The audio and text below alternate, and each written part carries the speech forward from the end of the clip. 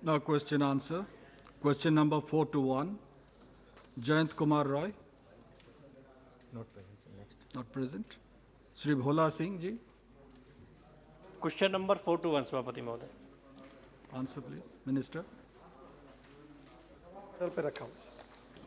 Supplementary Bhola Singh. धन्यवाद सभापति महोदय। मैं धन्यवाद करना चाहूँगा माननीय मंत्री जी का, जो हरित कर के प्रस्ताव को वायु प्रदूषण को रोकने के लिए लेकर आए हैं। इसके लिए मैं बहुत बहुत आभार करता हूँ, धन्यवाद करता हूँ। सभापति महोदय, दिल्ली में 49,93,015 पुरानी बसें हैं जो 10 से 20 साल के बीच में की हैं, और उत्तर प्रदेश में 56,54,759 हैं। और क्योंकि सभापति महोदय मैं एनसीआर के हिस्से से ही बुलंदशहर से आता हूँ, जो एनसीआर का हिस्सा है, और एनसीआर में सभापति महोदय हाल में जो विश्व वायु प्रदूषण का इंडेक्स आया 2020 में, उसमें विश्व में 30 शहरों में 22 अपने भारत के हैं, और जिसमें दिल्ली के बाद और गाजियाबाद का तीसरे नंबर पर मेरा जिला बुलंदशहर आता है प्रदूषण के मामले में। तो सभापति महोदय, जिस तरीके से माननीय मंत्री जी प्रस्ताव लेके आए हैं पुरानी बसों को हटाने का, मेरे यहाँ पर ग्रामीण इलाका है और करीब 250 बस ऐसी हैं जो 10 साल से कम अंडर की हैं, बाकी ज़्यादा की हैं, करीब 500 सवा 500 बस। तो मैं माननीय मंत्री जी से आग्रह करना चाहूँगा, जानना चाहूँगा कि अभी एनजीटी का आदेश था 2017 अक्टूबर का कि इसमें जो पुरानी बसें हैं उनको 3 साल का आगे बढ़ाने का 31 मार्च 2021 तक की उनको अनुमति दी थी।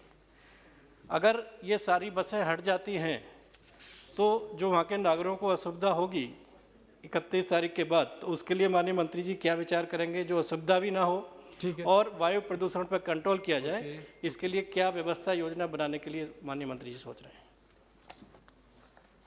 सम्मानीय स्पीकर महोदय, एयर पोल्यूशन और वाटर पोल्यूशन हमारे लिए बहुत बड़ी समस्या है। हमारे स्वास्थ्य विषयक अनेक समस्या जो है उसका संबंध पोल्यूशन से जुड़ता है। दिल्ली में और दिल्ली के आसपास रहने वाले लोगों के लिए इस समस्या की गंभीरता समझाने की आवश्यकता नहीं है। सरकार लगातार ये कोशिश कर रही है कि एक तरफ पोल्यूशन जिन कारणों से होता है वो कैसे कम करें। जैसे हमारे तरफ से एक पॉजिटिव प्रयास हम लगातार कर रहे हैं कि पेट्रोल डीजल के बजाय ethanol, methanol, biodiesel, bio CNG, electric और हाइड्रोजन फ्यूल सेल इस पर काम करें। मुझे बताते हुए खुशी हो रही है कि अब 81% लिथियम आयन बैटरी देश में बन रही है, और 2 साल के अंदर हमारी इलेक्ट्रिक बाइक, इलेक्ट्रिक 4 व्हीलर और डीजल की बस, इसकी कीमत इक्विवेलेंट टू इलेक्ट्रिक के समान दोनों एक होगी, इतना रेट कम हो जाएगा। और हमारा कंजम्पशन जो खर्चा है वो भी जहाँ 20,000 रुपये पेट्रोल का लगता है, वहाँ 2,000 रुपये इलेक्ट्रिसिटी का लगेगा।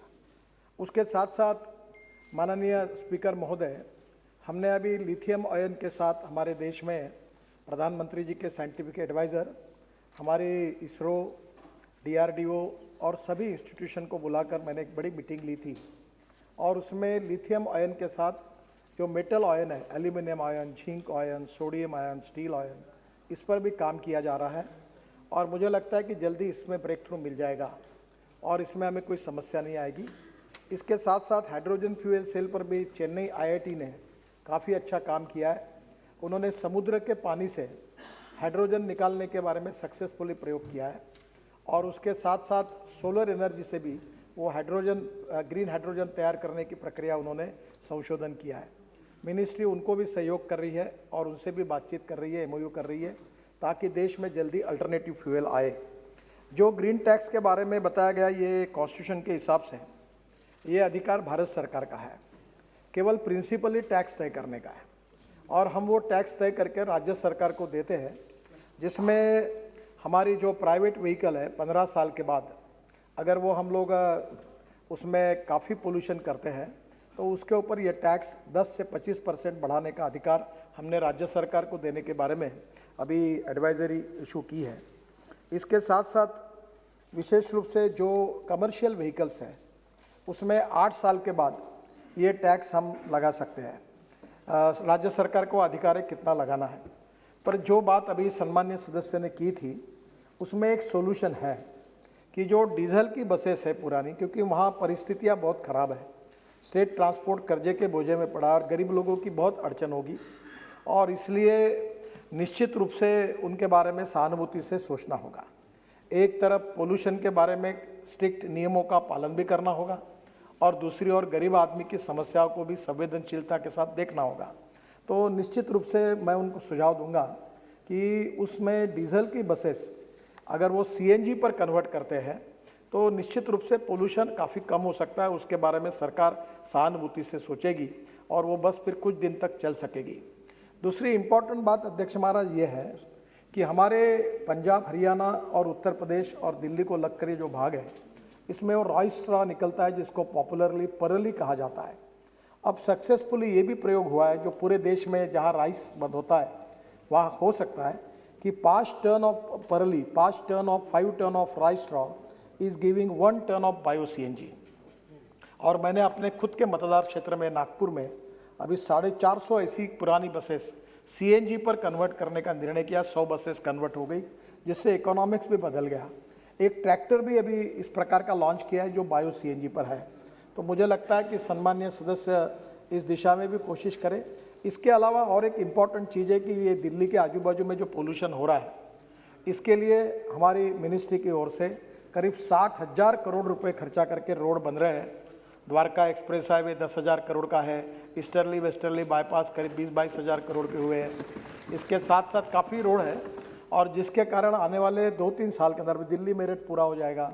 तो मुझे नहीं लगता कि दिल्ली में ट्रैफिक जाम और कहीं होगा 2-3 साल के अंदर। और दिल्ली से देहरादून हम 2 घंटे का रोड बना रहे हैं तो वो ट्रैफिक भी ये हो जाएगा। दिल्ली से लखनऊ का भी रोड बना रहे हैं, दिल्ली से चंडीगढ़ और अपना देहरादून और हरिद्वार केवल 2 घंटे में आप जा सकोगे। फिर दिल्ली से जयपुर 2.25 घंटे में जा सकेंगे। तो ये सब नया जब नेटवर्क दिल्ली के आसपास तैयार होगा, वो दिल्ली से कटरा अमृतसर वाला एक नया रोड बन रहा है, उसका भी काम शुरू हो रहा है। तो इसके कारण काफ़ी समस्याओं कम होगी। पर दिल्ली का बहुत क्रूशल प्रॉब्लम है, सीरियस है, और पोल्यूशन, एयर पोल्यूशन और वाटर पोल्यूशन दोनों के लिए भी हमें बहुत गंभीरता से सोचना होगा और उसी के लिए ये नियम बनाने की बात आई है। ठीक। Second supplementary.